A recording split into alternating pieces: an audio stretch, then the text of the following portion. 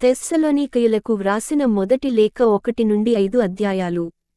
అధ్యాయం 1. మన తండ్రియైన దేవునికి, యేసుక్రీస్తు ప్రభువుకు చెందిన తెస్సలోనిక పట్టణంలో ఉన్న సంఘానికి పౌలు, సిల్వాను మరియు తిమోతి వ్రాయటమేమనగా, మీకు దైవానుగ్రహము, శాంతి లభించుగాక. దేవునికి కృతజ్ఞతలు. 2 మేము మీకోసం ప్రార్థిస్తూ మీరు మా సోదరులైనందుకు మేము దేవునికి అన్నివేళలా కృతజ్ఞతతో ఉన్నాము. 3 విశ్వాసం వల్ల మీరు సాధించిన కార్యాన్ని గురించి, ప్రేమ కోసం మీరు చేసిన కార్యాల్ని గురించి, యేసుక్రీస్తు ప్రభువులో మీకున్న దృఢవిశ్వాసం వల్ల మీరు చూపిన సహనాన్ని గురించి విన్నాము. దానికి తండ్రియైన దేవునికి మేము అన్ని వేళలా కృతజ్ఞులము. 4 సోదరులారా, దేవుడు మిమ్మల్ని ప్రేమిస్తున్నాడు. ఆయన మిమ్మల్ని ఎన్నుకొన్నాడని మాకు తెలుసు. 5 ఎందుకంటే, మేము సువార్తను మీకు వట్టి మాటలతో బోధించలేదు. శక్తితో, పరిశుద్ధాత్మతో, గట్టి నమ్మకంతో బోధించాము. మేము మీకోసం మీతో కలిసి ఏ విధంగా జీవించామో మీకు తెలుసు. 6 మీరు మమ్మల్ని, ప్రభువును అనుసరించారు. మీకు కష్టం కలిగినా పరిశుద్ధాత్మ ఇచ్చిన ఆనందంతో సందేశాన్ని అంగీకరించారు. 7 కనుక మాసిదోనియా, అకయ పట్టణాలలో ఉన్న విశ్వాసులందరికీ మీరు ఆదర్శులయ్యారు. ఆ పట్టణాలలో మీ ద్వారా ప్రభువు సందేశం ప్రచారమైంది. 8 దేవుని పట్ల మీకున్న విశ్వాసం, ఆ పట్టణాలలోనే కాక, ప్రతిచోటా తెలిసింది. దాన్ని గురించి మేమేమీ చెప్పనవసరం లేదు. 9 మీరు మాకెలాంటి స్వాగతమిచ్చారో వాళ్ళు అందరికీ చెప్పుతున్నారు. అంతేకాక, సజీవమైన నిజమైన దేవుణ్ణి పూజించటానికి మీరు విగ్రహారాధనను వదిలి నిజమైన దేవుని వైపుకు ఏ విధంగా మళ్లారో వాళ్ళు అందరికీ చెప్పుతున్నారు. 10 పరలోకము నుండి రానున్న దేవుని కుమారుడైన యేసు కొరకు మీరు ఏ విధంగా కాచుకొని ఉన్నారో వాళ్ళు అందరికీ చెప్పుతున్నారు. దేవునిచే సజీవంగా లేపబడిన ఈ యేసు రానున్న ఆగ్రహం నుండి మనల్ని రక్షిస్తాడు. అధ్యాయం 2. తెస్సలోనికలో పౌలు సేవ. 1 సోదరులారా, మేము మీ దగ్గరకు రావటం వల్ల లాభం కలుగకపోలేదు. ఇది మీకు తెలుసు. 2 మేము ఇదివరలో కష్టాలు అనుభవించిన విషయము, ఫిలిప్పీలో అవమానాలు భరించిన విషయము మీకు తెలుసు. మాకు అనేక ఆటంకాలు కలిగినా మేము మా దేవుని సహాయంతో యేసు సువార్తను మీకు బోధించటానికి ధైర్యం చేశాము. 3 మేము తప్పుగా బోధించలేదు, లేక దురుద్దేశ్యాలతో బోధించలేదు. మేము మిమ్మల్ని మోసం చేయాలని ప్రయత్నం చేయటంలేదు. 4 దేవుడు మా యోగ్యతను గమనించి మాకు సువార్తను అప్పగించాడు. మా హృదయాలను పరీక్షించే దేవుణ్ణి సంతోషపెట్టాలని చూస్తున్నాము కాని, మానవుల్ని కాదు. 5 మేము పొగడ్తలు ఉపయోగించలేదని మీకు తెలుసు. స్వార్థానికోసం మేము దొంగవేషాలు వేయలేదు. దీనికి దేవుడే సాక్షి.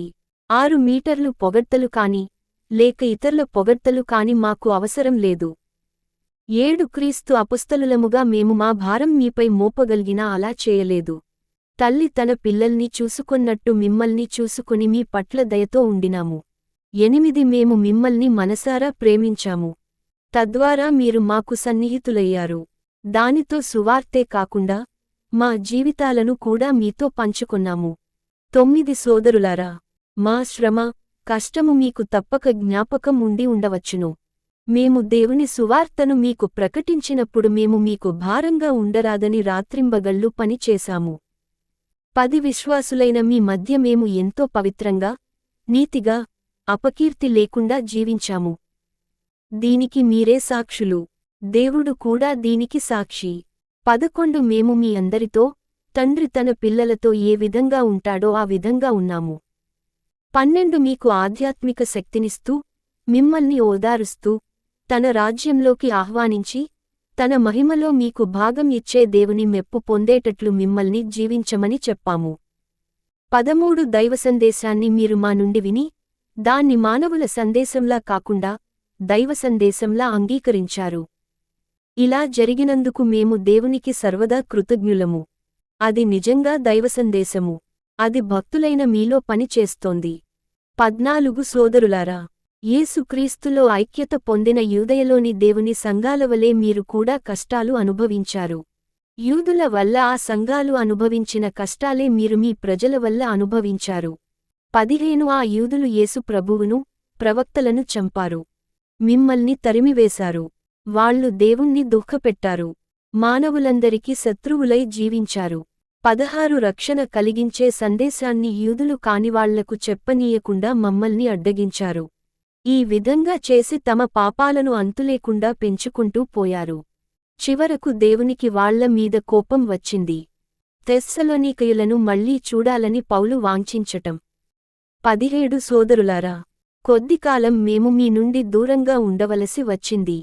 మా శరీరాలు మాత్రమే మీ నుండి దూరంగా ఉన్నాయి. కాని మా మనసులు కాదు.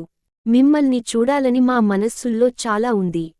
కనుక మేము ఎన్నో విధాల ప్రయత్నించాము. 18 మాకు మీ దగ్గరకు రావాలని ఉంది. పౌలునైన నేను ఎన్నోసార్లు రావటానికి ప్రయత్నం చేశాను. కాని సాతాను మమ్మల్ని అడ్డగించాడు. 19 ఎందుకంటే మా ఆశలు మీ మీద పెట్టుకున్నాము. మా ఆనందం మీరే. మన యేసుక్రీస్తు ప్రభువు వచ్చినప్పుడు ఆయన సమక్షంలో గర్వించటానికి కిరీటం మీరే కదా. 20 మాకు కీర్తి లభించటానికి నిజంగా మీరే కారణం. మీరే మా ఆనందం. అధ్యాయం 3. 1 మేము మీ దగ్గరకు రావాలని ఎంతో ప్రయత్నించి రాలేకపోయాము. 2 అందుచేత తిమోతిని పంపించి మేము ఏథెన్సులో ఉండిపోయాము. కనుక దేవుని సేవ చేయటంలో మరియు క్రీస్తును గురించి సువార్త ప్రచారం చేయటంలో మాతో కలిసి పనిచేసిన మా సోదరుడు తిమోతిని ప్రోత్సాహ బలం కోసం మీ దగ్గరకు పంపాము. 3 ఈ హింసల కారణంగా మీలో ఎవ్వరూ వెనుకంజ వేయరాదని మా ఉద్దేశ్యము. ఈ హింసలను అనుభవించటం మన విధి అని మీకు బాగా తెలుసు. 4 నిజానికి, మేము మీతో ఉన్నప్పుడే మనము ఈ హింసల్ని అనుభవించవలసి వస్తుందని మీకు చెప్పాము. మేము అన్నట్టుగానే జరిగింది. మీరు గమనించే ఉంటారు. 5 ఆ కారణంగా నేనిక ఓపికతో ఉండలేక మీ విశ్వాసాన్ని గురించి తెలుసుకోవటానికి అతన్ని పంపాను. ఏదో ఒక విధంగా సాతాను మిమ్మల్ని శోధిస్తాడని, నా శ్రమ వృధా అయిపోయిందని భయపడ్డాను. 6 కాని తిమోతి మీ దగ్గర నుండి ఇప్పుడే వచ్చాడు. మీ విశ్వాసాన్ని గురించి, మీ ప్రేమను గురించి మంచి వార్త తీసుకుని వచ్చాడు. మమ్మల్ని గురించి అన్ని వేళలా మీరు మంచిగా భావిస్తున్నారని తెలిసింది. మేము మిమ్మల్ని చూడటానికి ఎదురు చూస్తున్నట్లే, మీరు కూడా మమ్మల్ని చూడటానికి ఆశిస్తున్నారని అతడు మాకు చెప్పాడు. 7 సోదరులారా, మేము దుఃఖంతో ఉన్నప్పుడు, హింసలను అనుభవిస్తున్నప్పుడు మీ విశ్వాసం చూసి ఆనందించాము. 8 మీకు ప్రభువు పట్ల ఉన్న విశ్వాసాన్ని మీరు విడువకుండా ఉంటే మా జీవితం సార్థకమవుతుంది.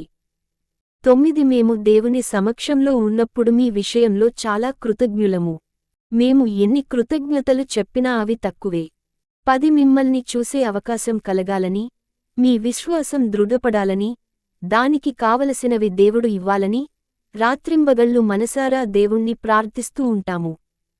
11 మన తండ్రియైన దేవుడు, మన ప్రభువైన యేసు మేము మీ దగ్గరకు రావటానికి మాకు దారి చూపుగాక. 12 మీపై ఉన్న మా ప్రేమ అభివృద్ధి చెందుతున్నట్లే, మీలో పరస్పరం ప్రేమ అభివృద్ధి చెందేటట్లు, ఇతరుల పట్ల కూడా మీ ప్రేమ అభివృద్ధి చెందేటట్లు ప్రభువు అనుగ్రహించుగాక. 13 మన యేసు ప్రభువు భక్తులతో వచ్చినప్పుడు మన తండ్రియైన దేవుని ముందు మీరు ఏ అపకీర్తి లేకుండా పవిత్రంగా ఉండేటట్లు దేవుడు మీకు శక్తిననుగ్రహించుగాక. అధ్యాయం 4. దేవునికి నచ్చిన జీవితం. 1 సోదరులారా, చివరకు చెప్పేదేమిటంటే దేవుని మెప్పు పొందటానికి ఏ విధంగా జీవించాలో మేము మీకు బోధించాము. మీరు మేము చెప్పినట్లు జీవిస్తున్నారు. కాని మేము ప్రస్తుతం యేసు ప్రభువు పేరిట మిమ్మల్ని అడిగేదేమిటంటే మీరు ఆ జీవితాన్ని ఇంకా సంపూర్ణంగా జీవించాలి. ఇది మా విజ్ఞప్తి. 2 యేసు ప్రభువు ఇచ్చిన అధికారంతో మేము చెప్పిన ఉపదేశాలు మీకు తెలుసు. 3 మీరు పవిత్రంగా ఉంటూ వ్యభిచారం చెయ్యకుండా ఉండాలి. ఇది దేవుని ఇచ్ఛ. 4 మీరు పవిత్రంగా, గౌరవప్రదంగా జీవించాలి. మీ దేహాలను మీరు అదుపులో పెట్టుకోవాలి. 5 పవిత్రులు కానివాళ్లు లైంగిక వాంఛలతో బ్రతుకుతూ ఉంటారు. ఆ విధంగా మీరు జీవించకూడదు. 6 ఈ విషయంలో ఎవరూ తమ సోదరుల్ని మోసం చేయరాదు.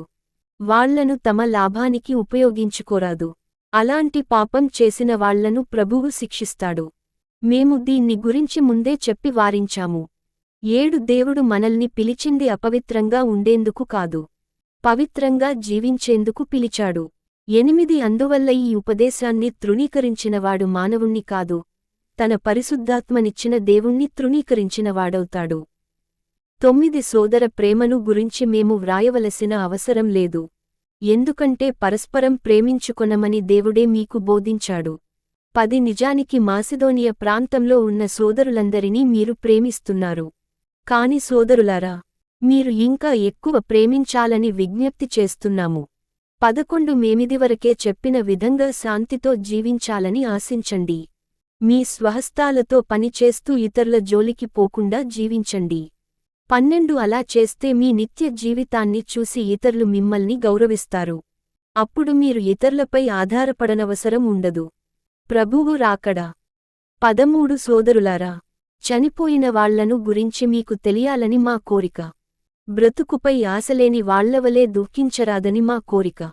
14 యేసు చనిపోయి తిరిగి బ్రతికి వచ్చాడని మనం నమ్ముతాము. అందుకే యేసును విశ్వసించిన వాళ్లు మరణించినప్పుడు దేవుడు వాళ్లను ఆయనతో సహా బ్రతికిస్తాడని కూడా మనం విశ్వసిస్తాము. 15 ప్రభువు వచ్చేవరకు మనం బ్రతికి ఉంటే ఇంతకు క్రితము చనిపోయిన వాళ్లకంటే ముందు వెళ్ళము. ఇది ప్రభువు స్వయంగా చెప్పాడు. 16 ప్రభువు పరలోకం నుండి దిగివచ్చినప్పుడు ప్రధాన దూతతో అధికారపూర్వకంగా వస్తాడు. అప్పుడు ప్రధాన దూత శబ్దము, దేవుని బూర శబ్దం వినిపిస్తాయి. అప్పుడు క్రీస్తులో చనిపోయిన వాళ్లు మొదటలేస్తారు. 17 ఆ తర్వాత ఇంకా బ్రతికి ఉన్న మనల్ని ప్రభువు వాళ్లతో సహా ఆకాశంలో ఉన్న మేఘాల్లోకి తీసుకువెళ్తాడు. అప్పటినుండి మనం ఆయనతో చిరకాలం ఉండిపోతాము. 18 అందువల్ల వీటిని గురించి మాట్లాడుకొని పరస్పరం ధైర్యం చెప్పుకోండి. అధ్యాయం 5 ప్రభువు రాకకు సిద్ధంగా ఉండండి. 1 సోదరులారా, ఇవి ఎప్పుడు జరగనున్నాయో వాటి సమయాలను గురించి, కాలాలను గురించి మేము వ్రాయనవసరం లేదు. 2 ప్రభువు రానున్న దినము అకస్మాత్తుగా రాత్రిపూట దొంగ వచ్చినట్లు వస్తుందని మీకు బాగా తెలుసు. 3 ప్రజలు, మేము శాంతంగా, క్షేమంగా ఉన్నాము అని అంటున్నప్పుడు గర్భిణీయైన స్త్రీకి అకస్మాత్తుగా నొప్పులు వచ్చినట్లే వాళ్లు నాశనమవుతారు. తప్పించుకోలేరు. 4 కాని సోదరులారా, మీరు చీకట్లో లేరు, కనుక ఆ దినం మిమ్మల్ని దొంగల్లా ఆశ్చర్యపరచదు. 5 మనం వెలుగుకు, పగటి వేళకు సంబంధించిన వాళ్లము. రాత్రికి, చీకటి వేళకు సంబంధించిన వాళ్లము కాము. 6 మరి అలాంటప్పుడు ఇతరుల వలె నిద్రపోకుండా, హుషారుగా, ఆత్మ నిగ్రహంతో ఉందాము. 7 ఎందుకంటే, నిద్రపోయే వాళ్లు రాత్రివేళ నిద్రపోతారు, త్రాగుబోతులు రాత్రివేళ త్రాగుతారు. 8 మనం పగటికి చెందిన వాళ్లము కనుక ఆత్మ నిగ్రహంతో ఉందాము. విశ్వాసాన్ని, ప్రేమను కవచంగానూ, రక్షణ, నిరీక్షణలను శిరస్త్రాణంగానూ ధరించుదాము. 9 ఎందుకంటే దేవుడు కోపాన్ని చూపటానికి మనల్ని ఎన్నుకోలేదు, మన యేసుక్రీస్తు ప్రభువు ద్వారా రక్షణ ఇవ్వటానికి ఎన్నుకున్నాడు. 10 మనం మరణించినా, లేక బ్రతికి ఉన్నా తాను వచ్చినప్పుడు తనతో కలిసి జీవించాలని క్రీస్తు మనకోసం మరణించాడు. 11 మీరు ఎప్పటిలాగే పరస్పరం ఉత్సాహపరుచుకుంటూ, ఇతరుల అభివృద్ధికి తోడ్పడుతూ ఉండండి. చివరి మాట. 12 సోదరులారా, మేము ప్రస్తుతం కోరేదేమిటంటే, కష్టపడి పనిచేస్తూ ప్రభువు సేవలో మీకు దారి చూపుతూ మీకు బోధిస్తున్న వాళ్లను గౌరవించండి. 13 వాళ్లు మంచి కార్యం చేస్తున్నారు కనుక వాళ్లను అందరికన్నా ఎక్కువగా ప్రేమించి గౌరవించండి. శాంతంగా జీవించండి. 14 సోదరులారా, సోమరులను వారించండి.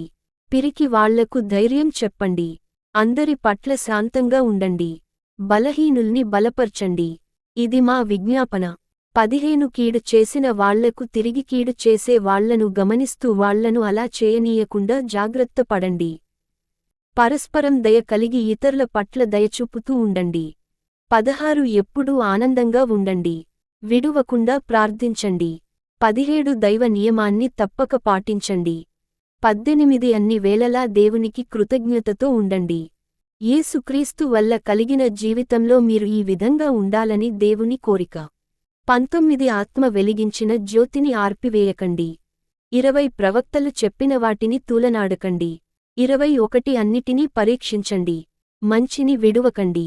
22 చెడుకు దూరంగా ఉండండి. 23 శాంతిని ప్రసాదించే ఆ దేవుడు మిమ్మల్ని పూర్తిగా పవిత్రం చేయనీయండి. మన యేసుక్రీస్తు ప్రభువు వచ్చే రోజు మీ అంతరాత్మ, ప్రాణం, దేహం ఏ అపకీర్తి లేకుండా ఉండుగాక. 24 మిమ్మల్ని పిలిచేవాడు విశ్వసింపదగ్గవాడు. ఆయన మేము కోరింది తప్పక చేస్తాడు. 25 సోదరులారా, మా కోసం ప్రార్థించండి. 26 సోదరులందరినీ ప్రేమతో హృదయాలకు హత్తుకోండి. 27 ప్రభువు సమక్షంలో ఈ లేఖను సోదరులందరికీ చదివి వినిపించమని నేను ఆజ్ఞాపిస్తున్నాను. 28 మన యేసు ప్రభువు అనుగ్రహం మీపై ఉండుగాక.